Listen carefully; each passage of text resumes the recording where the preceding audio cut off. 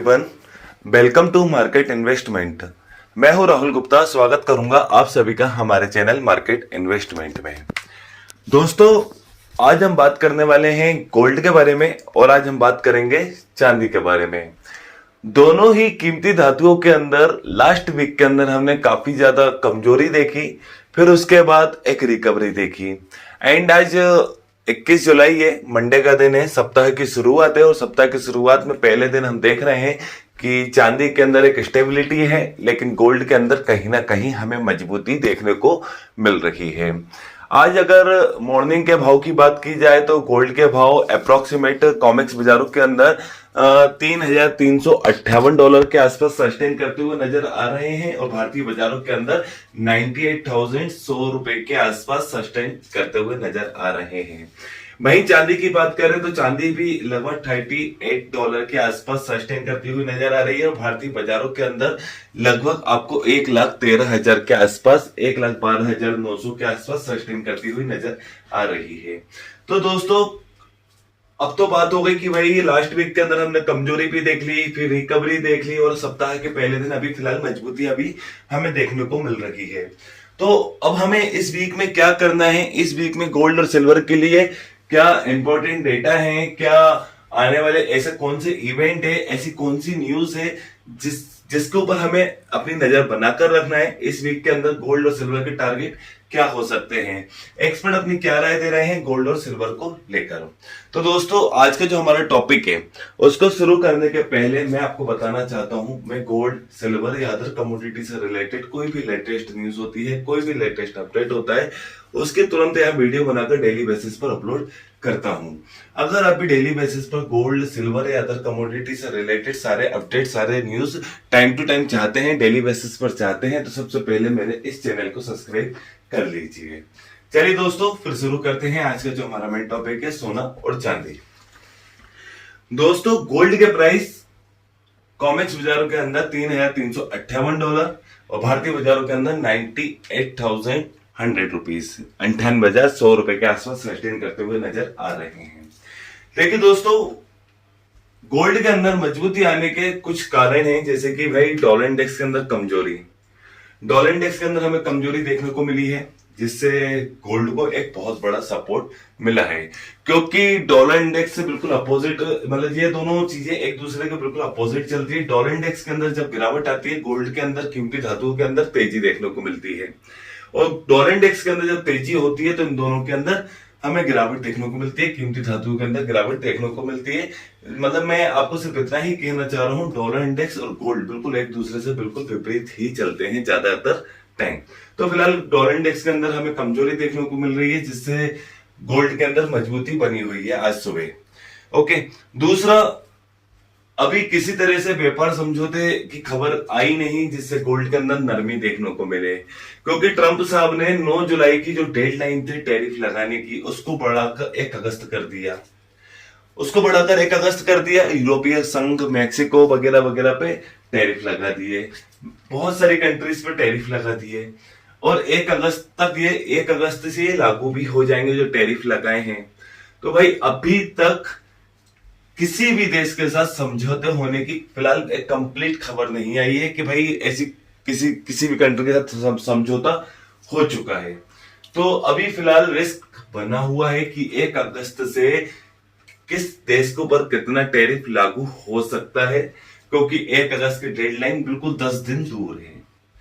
अगर किसी देश के साथ समझौता नहीं होता है तो 1 अगस्त जो पूरी कंट्रीज के ऊपर टैरिफ लग सकते हैं, तो टैरिफ की न्यूज ने पूरे मार्केट को रिस्क सेगमेंट की तरफ डाल के रखा हुआ है, एक व्यापार युद्ध की तरफ खड़ा करके रखा हुआ है।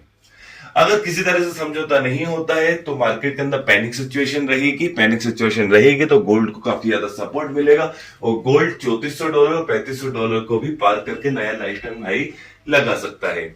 लेकिन अगर किसी भी तरीके से समझौता होता है, रिस्क कम होता है मार्केट में, तो गोल्ड के अंदर आपको वापस एक बड़ी गिरावट देखने को मिल सकती है, जो कि $3200 तक भी लेकर जा सकती है। गिरावट से बचने के लिए सबसे पहले तो आपको अपना स्टॉप लॉस लगाना है एंड गिरावट पे खरीदारी करना है। एक्सपर्ट आपको लगातार एक ही राय दे रहा है कि भाई मार्केट के अंदर रिस्क जोन काफी ज्यादा है, जैसे कि भाई भू राजनीतिक तनाव हो गए, व्यापार युद्ध हो गए टैरिफ को लेकर, या केंद्रीय बैंक लगातार खरीदारी कर रहे हैं और फेड की भी अनिश्चितता का माहौल बना हुआ है कि फेड रेट कट करेगा या नहीं करेगा।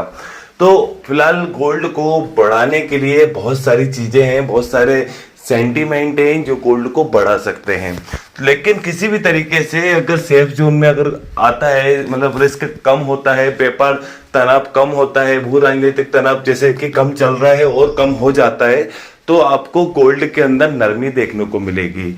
फिलहाल एक्सपर्ट आपको एक ही राय दे रहे हैं कि भाई देखिए गोल्ड के अंदर गिरावट पर खरीदारी करना एक सुनहरा अवसर बन रहा है।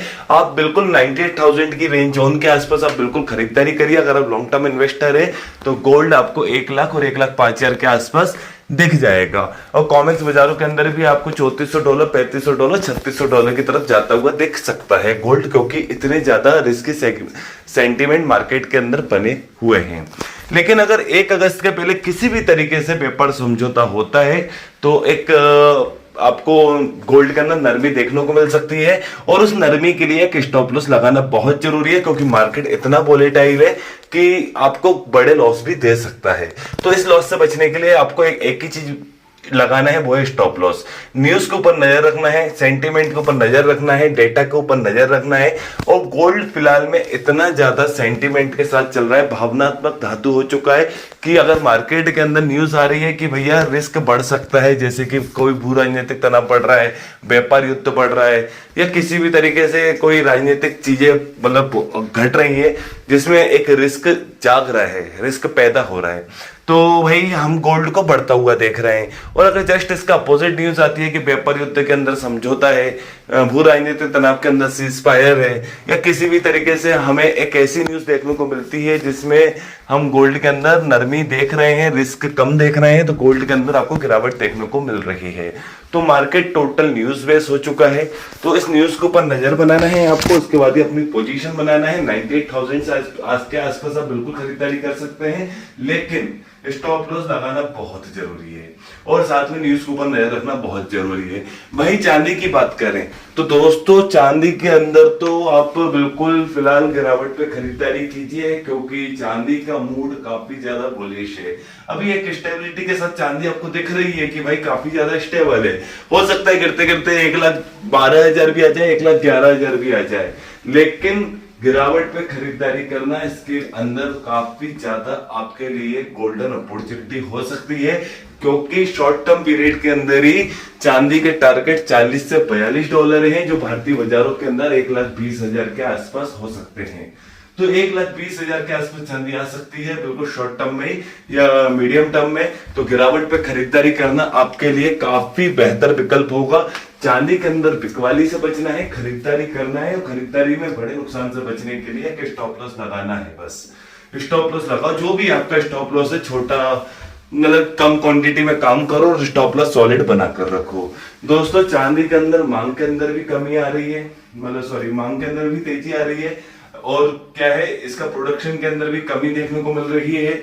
ETF के अंदर भी इन्वेस्टमेंट काफी अच्छा आ रहा है, सेफ इन्वेस्टमेंट के रूप में भी काफी ज्यादा पसंद किया जा रहा है। इस साल के अंदर 30% का रिटर्न भी दे चुकी है, उसके बाद भी काफी ज्यादा बुलिश मूड में दिख रही है, एंड काफी सालों बाद इसने अपना हाई बनाया है।